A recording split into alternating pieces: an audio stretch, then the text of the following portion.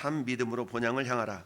참 믿음으로 본향을 향하라. 참 믿음으로 본향을 향하라. 참 믿음. 사도 바울은 그 믿음의 여정을 다 마치고 디모데후서 4장 6절 7절에 그렇게 고백을 했죠. 나는 선한 싸움 싸우고 달려갈 길을 마치고 믿음을 지켰다. 이제 우리는 나를 위하여 의의 면류관이 예비되었다. 근데 그것은 나만을 위한 것이 아니라 하나님의 나타나심을 사모하는 모든 자에게도니라 라고 고백합니다. 즉 우리가 들어가야 될 영원한 본향, 영원한 고향, 영원한 하늘나라에는 나를 위한 상이 준비되어 있다라는 그 믿음의 고백이 사도 바울의 고백인 것뿐만 아니라 저와 여러분의 고백이기를 바랍니다. 오늘 25절은 이렇게 시작합니다. 라헬이 요셉을 낳았을 때에 야곱이 라반에게 이르되 나를 보내어 내 고향 나의 땅으로 가게 하소서. 자, 외삼촌 라반으로 이제 형 에서의 눈을 피해서 달려왔지만 그곳에서 사랑하는 아내 라헬도 없고 덤으로 또 레아도 없고 비라와 실바 여종들까지 얻었는데 그들에게서 모두 11명의 자식을 낳게 되죠. 물론 딸 디나까지 합치면 12명의 자식을 낳게 됐습니다. 굉장한 대가족을 이뤘다라고 말할 수도 있죠.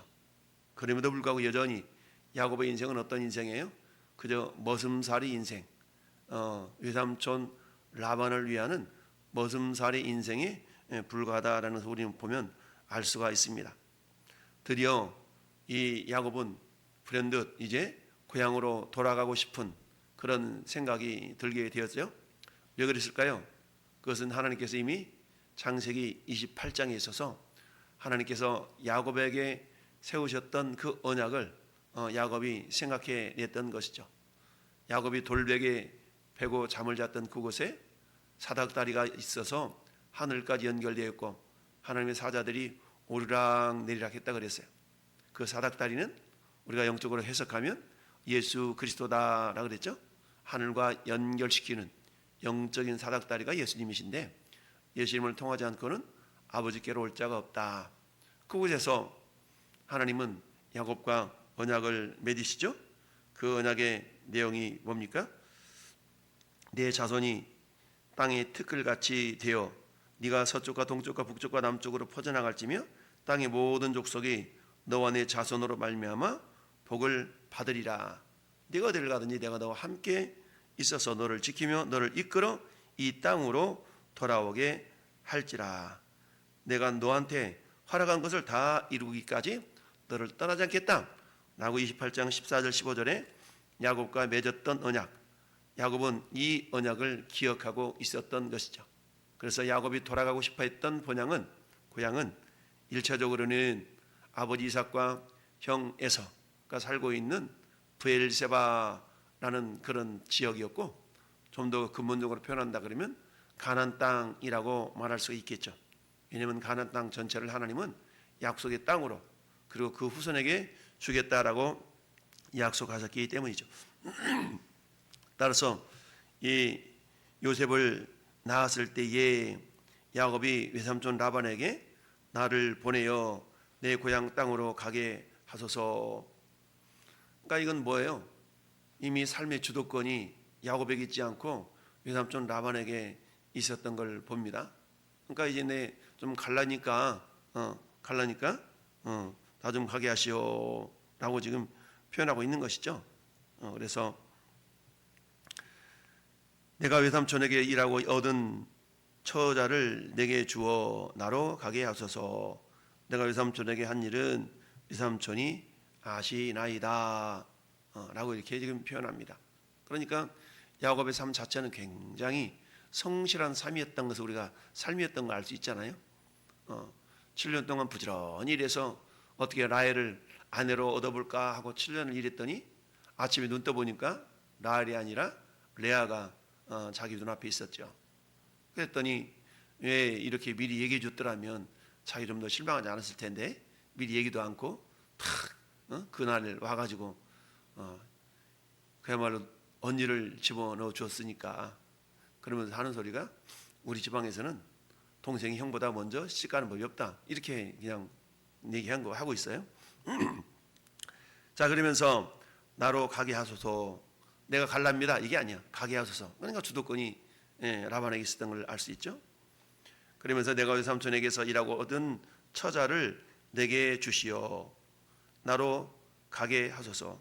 그러니까 야곱을 통해서 얻은 이 자식들은 분명 야곱에게 속한 것일진데, 근데 야곱의 말로 보면 이것이 야곱에게 속한 것이 아니라 여전히 라반에게 그 어찌 보면 소유권이라고 할까요?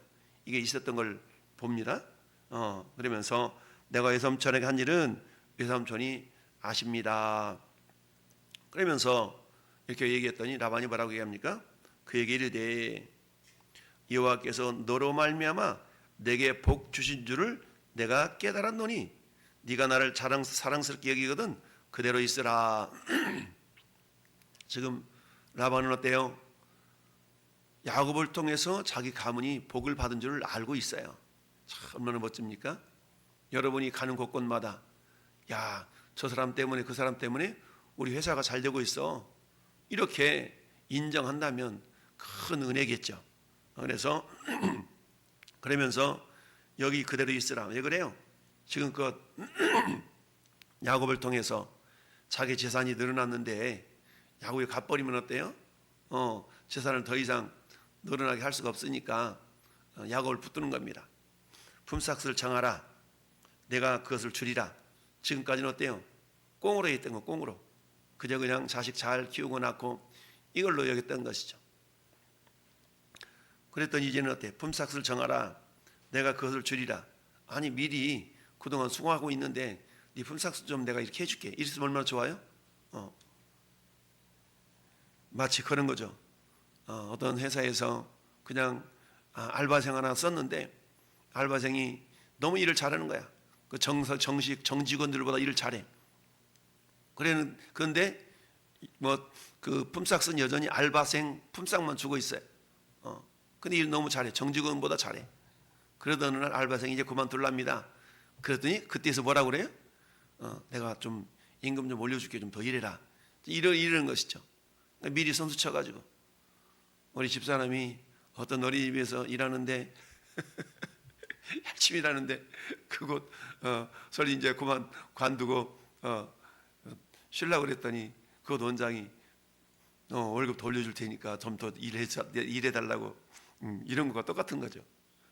그래서 야곱이 그에게 이르되 네가 당신이 내가 어떻게 외삼촌을 성했는지 어떻게 외삼촌의 가축을 쳤는지 외삼촌이 아시나이다. 참 우리가 이렇게 말할 수 있어야 되는데, 그죠? 보세요. 내가 어떻게 이 회사에서 일했는지 다 물어보세요. 그리고 사장님도 아시잖아요. 제가 어떻게 일했는지. 제가 얼렁뚱땅 농땡이를 깠습니까? 뭔가를 한눈을 팔았습니까? 뭐가 내가 지각을 했습니까? 내가 출근 시간 정시간보다 30분 전에 왔고 퇴근 시간 30분에 퇴근했고 다 남들보다 더 열심히 일했고 그렇다고 해서 제가 언제 생색을 냅니까? 근데 이제 그만두려고 그러니까 이제 와가지고 시급 1,000원 더 올려준다고 이런 거 똑같은가요? 그러면서 내가 오기 전에는 외삼촌의 소유가 적더니 번성하여 때를 이루었으니 내 발이 이르는 곳마다 여호와께서 외삼촌에게 복을 주셨나이다. 그러나 나는 언제나 내 집을 세우리까? 아무리 그렇게 일을 해줬지만 나는 내 개인적인 재산이나 내 개인적인 어떤 그런 소유가 없지 않습니까? 라고 말하고 있어요. 다만 마누라 없고 자식들 없고 이것밖에 없잖아요. 그러니까 나 이제 돌아갈라요. 지금 이렇게 얘기를 하고 있어요. 그때 라반이 말합니다. 내가 무엇으로 네게 주랴? 그래 네가 품삯을 한번 정해봐. 뭐 어떻게 좀 되겠어? 그랬더니 야곱이 뭐라고 그래? 외삼촌께서 내게 아무것도 주시지 않아도 나를 위하여 이 일을 행하시면 내가 다시 외삼촌의 양떼를 먹이고 지키리다. 이 고백 속에는 뭐예요? 외삼촌이 주는 것 때문에 내가 부여하지 않고 당신 보셨잖아요. 하나님 나를 통해서 당신에게 복을 주셨듯이 내 삶은 하나님이 책임져 주실 겁니다. 그러니까 어때요? 품삯도 달라고 하지도 않고 그냥 나 갈랍니다 라고 얘기를 했던 것이죠. 그렇지만 굳이 나한테 품삯을 주신다면 이렇게 해주세요. 이렇게 해주세요. 오늘 내가 외삼촌의 양떼에 두루 다니며 그 양 중에서 아롱진 것, 점 있는 것, 검은 것을 가려내며 또 염소 중에서 점 있는 것, 아롱진 것을 가려내리니 이 같은 것이 내 품삯이 되리라. 우리가 자연 시간에 뭐 우성, 열성, 유전 이런 것들을 배웁니다. 보통 우리 사람에게 있어서 남자들 가장 고민 중에 한 가지가 머리털 없어지는 거잖아요. 머리털 없어진 거, 소갈머리가 없어지든 주변머리가 없어지든 이게 대머리. 이게 굉장히 남자들에게 있어서 스트레스지 않습니까? 그러니까 가발도 많이 개발되고. 근데 이 대머리는 남자는 남자에게 유전되지 여자에게는 유전이 안 되잖아요. 이처럼 유전이 안 되는데 또 곱슬머리는 어때요? 아버지가 곱슬이면 또 자식한테 곱슬이 되거든요. 그러니까 이 곱슬머리는 우성이야, 우성. 그래서 부모님이 곱슬이면 자식한테 반드시 곱슬머리가 이렇게 유전이 되거든요. 근데 여기 보면 아롱진 것, 점 있는 것, 검은 것 이런 것들은 정상적인 양이나 염소에 비하면 이것은 우성이 아니라 열성이거든요. 열성은요 유전이 잘 안 돼. 그러니까 지금 야곱이 선택하고 있는 것은 뭐예요? 이런 것을 선택함으로 말미암아서 외삼촌 라반에게 안심을 주는 거예요. 이놈 봐라, 이놈 욕심이 없네 라고 지금 생각하는 거고, 야곱 입장에서 본다 그러면 내가 설령 이런 것을 선택한다 할지라도 하나님은 내 편이시기 때문에, 또한 내가 하나님 편이기 때문에 하나님께서는 반드시 나에게 복 주실 줄 믿어요 라는 그런 믿음의 고백인 겁니다. 자, 그랬더니 이 외삼촌 라반은 선뜻 그래? 그럼 그렇게 라고 어찌 보면 언약 계약을 맺게 됩니다. 그러면서 후일에 외삼촌께서 오셔서 내 품삯을 조사하실 때에 나의 의의가 내 대답이 되리라. 내게 혹시 염소 중 아롱지지 아니한 것이나 점 있는 것이나 양 중에 검지 아니한 것이 있거든 다 도둑질한 것으로 인정하소서. 양이 검은 양이 태어난다는 것은 어려운 거고, 염소 중에서 흰 염소가 태어난다는 건 어려운 것이야. 근데 한마디로 말하면 어려운 열성적인 열성으로 태어날 법한 그런 어쩌다가 실수가 아닌 어쩌다가 태어날 법한 그런 양새끼나 염소새끼를 자기가 자기 소유로 이렇게 하겠다 그러니까 라반 옳았구나, 잘 됐어 이렇게 한 겁니다. 그래서 라반이 이르되 내가 네 말대로 하리라. 그러면서 그날에 그가 순염소 중 얼룩무늬 있는 것과 점 있는 것 가리고 암염소 중 흰 바탕에 아롱진 것 점 있는 것 가려서 양 중에 검은 것을 가려서 자기 아들의 손에 맡기고 자기와 야곱의 사이를 사흘길 정도 뜨게 했어. 여러분, 사흘길, 보통 사람이 하루 걸어서 많이 가르면 30km 정도 걸어간다 그래요. 한 시간에 상적이 걸어가는 시간이 한 3km 좀 걸어가니까 10시간 걸어간다 칩시다. 그럼 10시간 걸으면 30km죠. 그럼 사흘길은 몇 킬로? 약 90에서 100km 정도 되는 거죠. 100km 정도 뛰었다고 생각해보세요. 100km면 여기 대전이거든요. 여기 대전거리만큼 뛰어 있는 거야. 무슨 말이에요? 지금 이 라반은 어떻게 해서든지 야곱한테 안 주려고 미리 그런 새끼 있는 것들을 몽땅 추려내가지고 자기 아들한테 맡겨버려. 그러면 야곱에게 이런 염소가 생길 가능성이 훨씬 더 적어지겠죠. 그러니까 이 라반은 그래 요거 있는 것 가운데 네가 한번 잘 쳐가지고 여기 새끼를 뱉든 어떻게든 한번 해봐 이런 게 아니고, 지금 이런 어떤 아롱진 거, 점 있는 거, 얼룩 있는 거, 흰 거 이런 것들을 다 골라내가지고 자기 자식들한테 맡겨서 멀리 가게 만든 거죠. 그리고 야곱한테는 어때요? 정상적인 것만 딱 준 거야. 자, 그리고는 자기와 야곱의 사이를 사흘길을 뜨게 하였고 야곱은 라반의 남은 양떼를 치니라. 그러니까 이 야곱은 라반의 남은 양떼를 가지고 이제 자기 재산을 불려나가야 되는 상황인 거죠. 어찌 보면 굉장히 힘든, 어려운, 손해나는 그런 모습인 거죠. 그렇지만 어때요? 야곱은 누구를 믿었어요? 하나님을 믿었던 것이죠. 라반은 어찌하든지 야곱을 부려먹어서 자기 재산을 늘리는 대신에 조금 주려고, 뭐 요즘 고용주와 고용인 사이에 나타나는 현상들이 그거 아니겠어요?